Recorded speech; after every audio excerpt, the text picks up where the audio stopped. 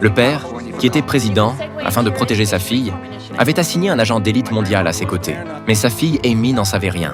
Elle commença peu à peu à tomber amoureuse de cet homme à ses côtés.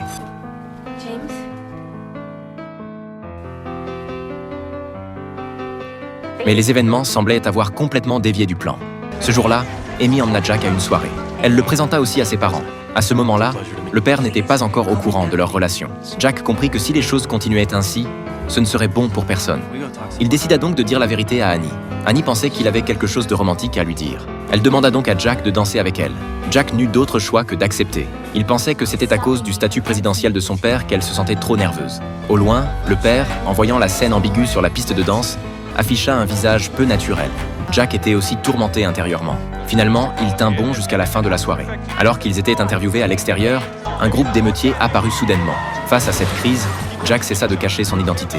Il emmena Annie à la porte de derrière de l'hôtel. Il monta dans la voiture. Le porte-bonheur est en sécurité. Le visage d'Annie était empreint d'incrédulité. En un instant, elle comprit tout. Retenant les larmes dans ses yeux, de retour chez elle, son père lui expliqua la nécessité d'agir ainsi. Ses ennemis cachés étaient innombrables. Le statut d'Amy la condamnait à vivre toute sa vie sous protection.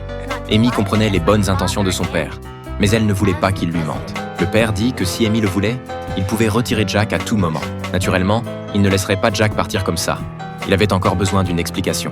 Le lendemain, Jack la remercia et s'excusa pour son comportement déplacé. Annie fit semblant de s'en moquer et ne répondit pas. En même temps, elle mûrissait intérieurement un plan de vengeance. Par la suite, elle commença à sortir sans cesse avec des garçons et désigna Jack pour la protéger à ses côtés. Elle essayait de le forcer à exprimer ses sentiments pour elle de cette manière, car Annie pensait qu'auparavant, leur interaction n'était qu'une comédie jouée par Jack pour faciliter sa protection. Voyant qu'il restait impassible, Annie passa à l'étape suivante de son plan. Ivre, elle commença à danser sur la table. Au début, Jack pouvait le tolérer, mais jusqu'à ce qu'un homme vienne la harceler, pour la première fois depuis qu'il exerçait ce métier, il viola le code des agents secrets. Annie fut emportée dans ses bras. « Repose-moi par terre. Je ne suis pas une gamine de 3 ans. Je sais marcher toute seule. » De retour au dortoir, Jack la vit endormie et déposa doucement un baiser sur sa joue. Mais Annie l'interpella.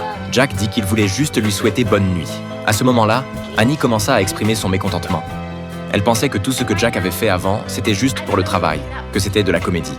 Jack resta immobile, sans parler pendant longtemps. Si les choses n'avaient pas pris cette tournure, je t'aurais quand même suivi comme ton ombre. C'est ce que je voulais faire, et non ce que je devais faire. Jack partit. Cette fois-ci, il partit pour plusieurs mois.